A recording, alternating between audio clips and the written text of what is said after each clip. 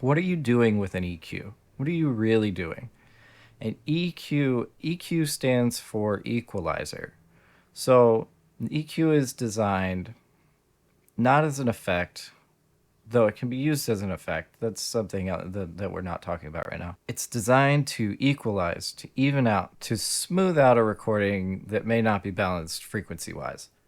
If we go back to the history of the origins of the EQ, the first EQs used in studios were probably put on the master. You had one, you were doing mono recordings. You had a single program EQ and maybe later a stereo pair just to balance out that final big picture recording. So you could get the big picture sitting just right. And then it evolved to the point where we have EQs on every channel of a console and we're able to tweak individual tracks.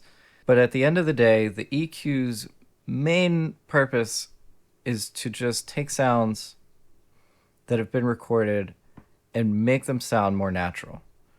Make them sound like what they most likely sounded like in the room where they were recorded, and then to really gently attenuate some frequencies that might be conflicting with other instruments or other tracks. There's not really a mix tip here.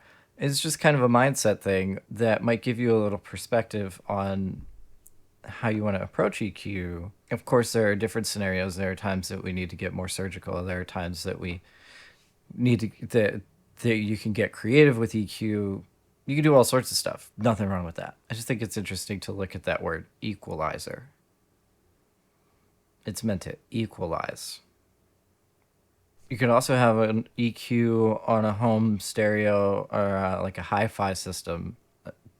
Obviously, these are growing less and less common, but I remember when I was a kid, we had a big stereo unit that was kind of built into our TV entertainment system, and it had a stereo EQ on it. This big graphic EQ. There was a graphic EQ for the left side, a graphic EQ for the right side, and we always had it like set to like this V shape. It's really scooped in the middle. I asked my dad what that was all about, and he just said that's what makes it sound better.